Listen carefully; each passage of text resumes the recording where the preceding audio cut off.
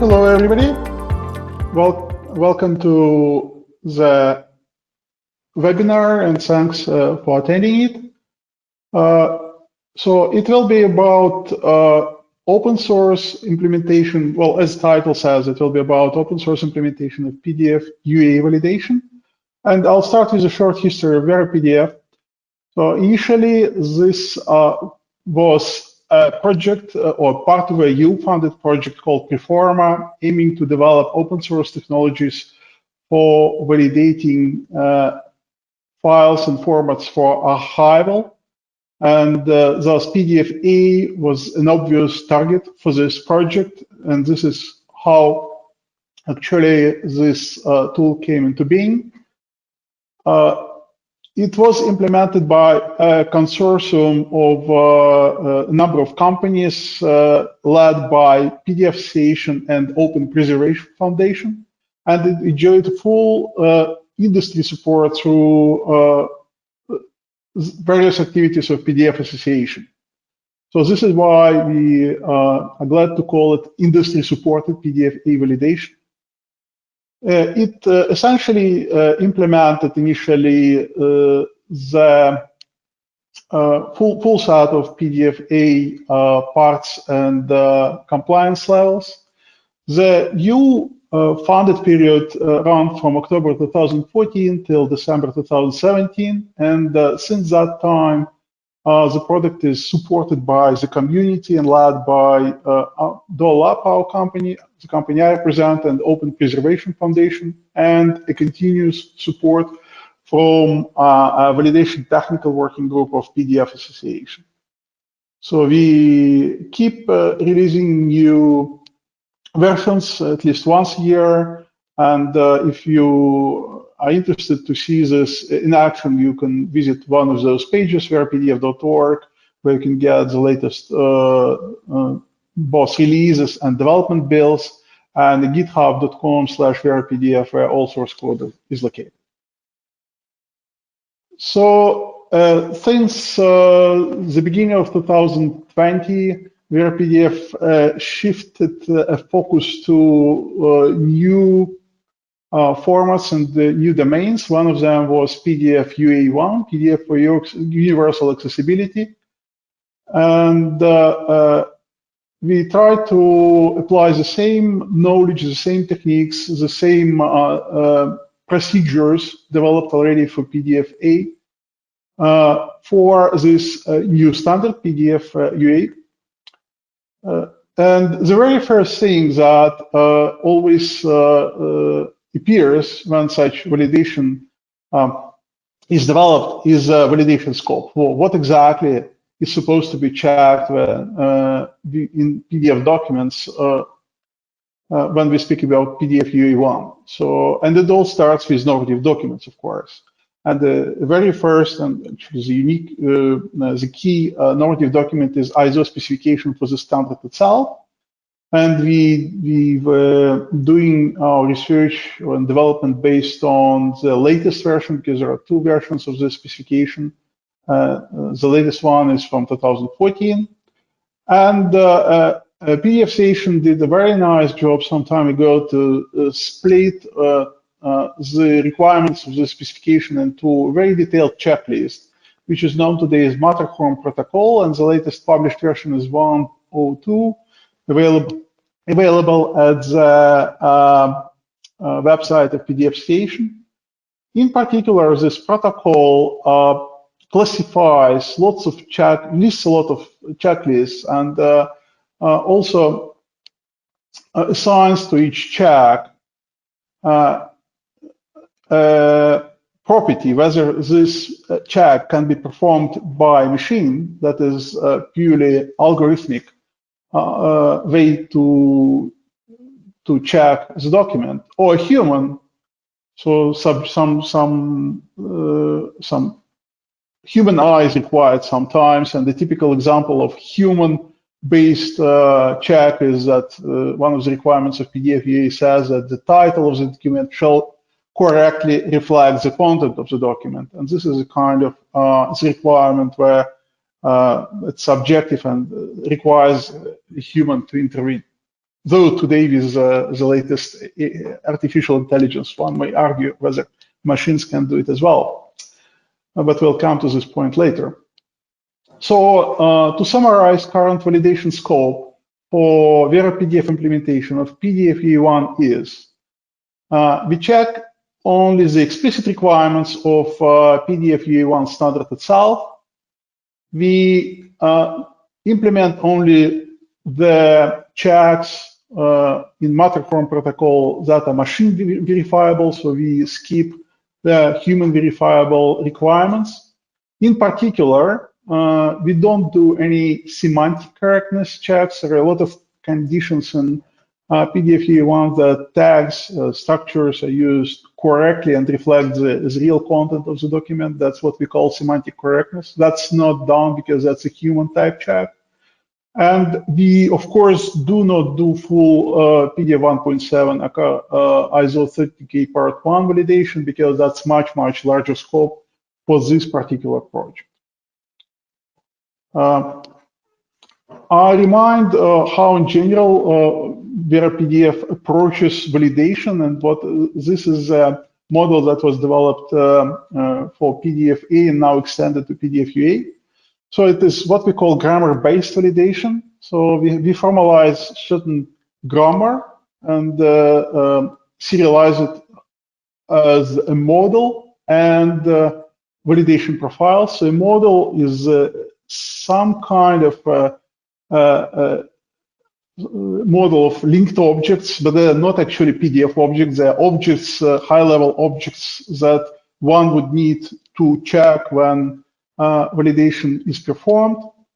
In particular, the parser goes deep into the low-level PDF like coarse object model of PDF documents, retrieves builds necessary objects, high-level validation objects, and retrieves their properties. And then we have a grammar that allows us to specify Boolean tests on top of this object properties. So this model is object-oriented, and actually parsers behave slightly differently, for example, in case of PDFA and PDFA, just because some of the objects that are needed for PDFA validation are not really needed for PDFA, and for optimization, you don't want to build the full model, but you want really to build a model that is relevant for a given substandard. And this is a very typical example of how this is all serialized in XML document. This is a small part of the validation profile. In this case, it says that this is a requirement for structure element table, and the reference for the specification, well, is ISO reference ISO PDFE1 standard, close, test number, and the description. Description is in most cases almost copied word to word from the specification. So in this case, we speak about a very interesting condition saying that if a table structure is not determinable via headers and IDs, then structure elements of type TH shall have a scope attribute. So it's quite a complex condition, and I'm not going to dwell into this and explain what this really means. It just says that we have an object, a structure element table is e-table, and this is our Boolean condition. So use headers or ID or scope. This is a kind of property that parser can determine reading all the internals of the PDF document, and we require that this is true. So essentially, we move the evaluation of this condition into Java code that really computes the value of this property. So in total, we have 90 rules, and they are very close to the complete list of Matterhorn protocol of machine verifiable checks, but not exactly one-to-one. But in total, 90 rules like this, all packed into a single XML file available as a validation profile at GitHub. So at least this gives us a transparency of saying what exactly we are doing. And as usual, when it comes to practical tests against existing documents, we get lots of ambiguities and riddles because the standard is written in human language, sometimes imprecise. And I just listed some of them, and they're really topics of discussions of several now technical working groups within PDF session. So just to give you a few examples, so whether or not PDF v1 does require that annotations always are included into the structure tree, and what about printer marks in this case, and then in general, PDF v1 says that the language shall be determined for all text inside PDF document, and then there are questions how one can determine language for bookmarks or outlines and for metadata, and what would happen if the document is multilingual and there is no default language. So in some countries in the world, setting up the default language for multilingual document might be an offense. And then there are lots of other cases here, like actual text, whether it replaces completely the elements or children still need to be verified. What about tables? Shall they always be regular, or what about irregular tables? The standards are not very clear about this, and these are all, as I say, topics that do require additional resolution of experts in this field that meet within PDF session technical working groups. So all these resolutions are then added as additional checks, additional rules into veraPDF validation profiles. And again, the best way to understand when several validators whether several validators are consistent or not, is to have a ground truth. And for ground truth, we build a corpus. So it is up to now there was no comprehensive corpus for PDF v1 standard. I think PDF session does publish a so-called reference suite containing 10 model files, but they do not cover all possible cases. So as a part of this development, we came up with almost 300 new test documents, and they all cover pass and fail conditions. They're all atomic, they're all self-documented, so if you open any of such files, you get a description, what is tested, what is expected, and they're all available at GitHub with a permissive license. So this is a link where you can get all the test files, and if you happen to test some other implementations, feel free to use these tests as well. And in particular, we did perform some tests against two implementations we had at our hands. So it was PAX3 and Colors PDF Toolbox, and that's virtually the same as Adobe Acrobat. Professional validation of PDF v1 syntax. And you see here the results. So out of 30% of files give different results in PAX3 and PDF Toolbox. In 11%, PAX3 and veraPDF disagree at the moment, and mainly around font requirements and some forbidden Unicode byte sequences. Then 22% of files are where PDF Toolbox and veraPDF disagree, and then this is mainly around the scope of validation, so in particular, whether or not logical structure requirements from ISO 30K need to be validated, and what happens if language is not defined globally for a document, but only locally per some specific elements in the document. And again, so a normal way to proceed is to, in such cases, and this is what we are aiming to do right now, is first of all, forward such reports to the implementers of these tools and well, ask them for their feedback. They might not disagree, they might disagree with some of the cases, and bring all technical discussions again to the community of PDF session and try to find the resolution so that finally we are all on the same page, we are all agreeing on what the specification really says, and whether or not this or that requirement is within the scope of PDF UE1 validation. And the final goal is, of course, to make sure that at least those PDF UE1 validation tools that are willing to collaborate would generate the same results, because it's probably the worst case for the end user if he or she runs the same different tools in the same file and gets different results. That's what we try to avoid actually in practice. So to continue, so veraPDF is a true open source, and this also, of course, is true for PDF UE1 validation. All source code is placed at GitHub. It uses permissive licenses, GPL, MPL, and test corpus under Creative Commons.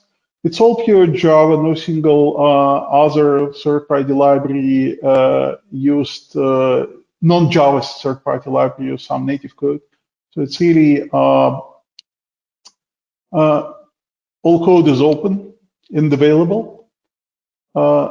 So it comes as a desktop application, command line application, a Java API, and a web demo.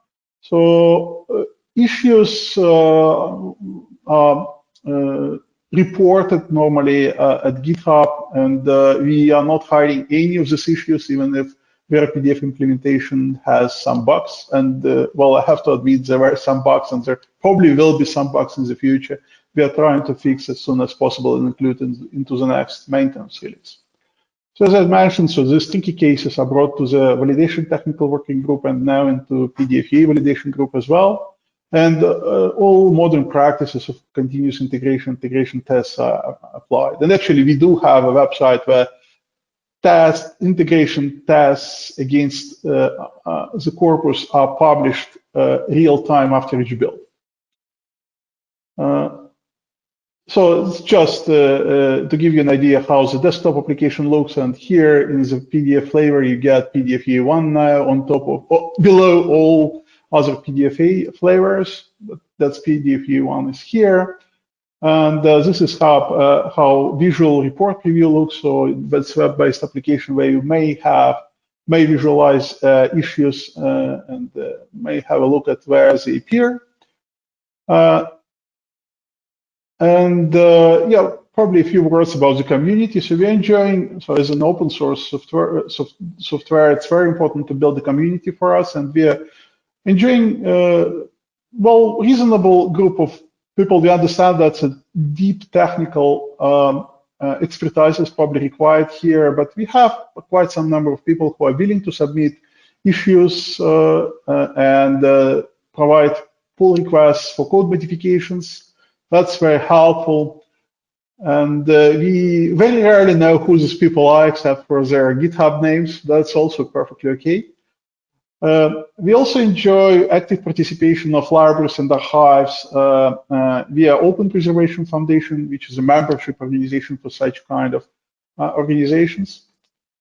And just to give you an idea of latest download stats, again, those we know, we had 9,000 downloads of the latest veraPDF release. That did not yet include PDF UE1. It was just purely PDFA, sorry, from May 2020. And we had around 20,000 visitors who were interested to check our latest development version. And the latest development version does include the PDF UE implementation already. And we have absolutely no idea how many people were accessing Java code and Java libs directly from GitHub or Maven repositories. That's a pity that GitHub or Maven don't tell us that. So now a little bit about the future. So actually the technology developed, including the model, works also for a few other cases that are quite useful in technical discussions. In particular, we do have profiles to validate parent-child relationship in the structure tree from PDF 2.0. So it calls that PDF 2.0, unlike PDF 1.7, does include strict requirements of inclusion between several tags. And there is a work in progress to extend this to PDF 1.7, and we'd be happy to provide the technology to as soon as this is published. We are also working on some additional topics that were required and requested from governmental organizations. So they're interested to have gap analysis between PDFE standards and VCARC. And we probably would be doing we would be providing additional checks and validation profiles in this area. Plus a very hot topic to which extent human checks of Matterhorn protocol can be implemented using artificial intelligence techniques. And this is also on the table now with ongoing discussions right now. So we might come up with prototype implementation for this somewhere in 2021. And finally, I'd like to mention a key challenge we are facing, and I think that's all validators are facing. So how to make sure that the issues reported or validation results are actually understood or accessible to non-PDF professionals and also actionable. So PDF creators do know what to do with the errors if they see them. That is also under discussion with our partner related to governmental publishing, and they're willing to contribute here because they're claiming that they know some answers here. So I'm close to the end of my talk, and I would like just to say very few words about our company. So as I said, I represent Doubrov here, and this is a company that does most of the development of veraPDF today. So in general, we provide product development services, consulting services with a heavy focus on PDF technologies. So we develop applications to workflow automation solutions, 3D engineering solutions, natural language processing, and other trendy science-intensive technologies today. So we operate since 2008 with offices in Belgium and Belarus. And just to mention some really trendy directions for the consulting services, development services we are doing. There's a lot of demand for migration from desktop applications to web and mobile, not surprisingly. There is huge demand to move to cloud, and today Docker containers are extremely trendy. And well, applications of artificial intelligence and natural language processing to PDF are also becoming more and more in focus today. So I'm at the end of my presentation, and I'd be very glad to answer the questions now. All right, thank you very much, Boris. We'll now start to take questions that have been asked in the question pod, which is available to you. As a reminder, that's definitely something we can do. So the first question received there, are there points at which, in terms of validation, one could discuss what actually is right or wrong about the given test? I think that's what the questioner means. And maybe you could go ahead. Mm-hmm. Well, I mentioned already the logic we are using to answer this question. First of all, yes, there is no easy answer to this question, but the logic we are using is first go to the normative references, so the standards. Second, provide your own technical interpretation of these requirements. This is what we do via our grammar and validation profiles. Third, come up with test files to make sure that you have some ground truth for discussion with other people. And fourth, come to the agreement with other implementations. Via discussion, of course, via open discussion happening inside PDF Association, where I believe we have the majority of technical experts in this standard. Yep. Another question from someone who just downloaded veraPDF and noticed that there's nothing in it referencing PDF UA. Right. Could you explain when that's going to go ahead? Yeah, so that's very easy. So as I mentioned, the latest stable release of veraPDF is from May 2020 and does not include PDF UA, and that because this is a very recent feature. But the latest development builds do include this. For this, you have to go to veraPDF.org. You go to development builds, and you get, I think the latest development builds are placed under version 2.0. And then in there, you go to the latest development build. It provides you the installer you can use, and there you would have PDF UE1. Okay. Next question: can this tool, the new veraPDF, can it be used for batch processing of large volumes of documents? Well, it comes with a command line interface, and this means you can use this command line interface on a folder with a collection of files.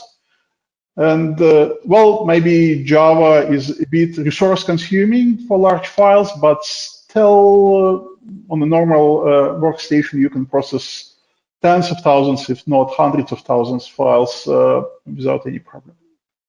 Okay. Are there any restrictions for using veraPDF for commercial purposes? Not at all. So I think that was a very key requirement of EU funding initially, and we keep it now. All the code is licensed under, we use dual license, GPL to keep the code always open, and MPL to make sure that it is available for commercial implementations. And all test files are Creative Commons, which are very permissive. And I do know that veraPDF is used today in some commercial applications and workflow processes. I don't have many details, but just I happen to know. Yeah. All right. So another question asks, what if I find issues? For example, pack 3 might say my document is fully green, but veraPDF reports errors. What should I make of that? That's an excellent question. Thank you. So it's a very typical use case, and we've seen this situations a lot when we were dealing with PDFA validation. So first of all, the idea is you can do two things. First thing, go directly to GitHub and report it as an issue, because any difference between two validators is an issue for the end user. And this has to be treated, and we'd be happy to check this, even if there might be no issues for veraPDF in the end. But if any issue, especially issues like this, reported at GitHub, are investigated carefully, and if there are ambiguities in the specification, as I say, brought to the discussion of experts, and then the resolution is reported back via GitHub. Or you can always subscribe to the mailing list of veraPDF and do this via mailing list of veraPDF. Plus, don't hesitate to send such files to me directly, and you have my email as this presentation.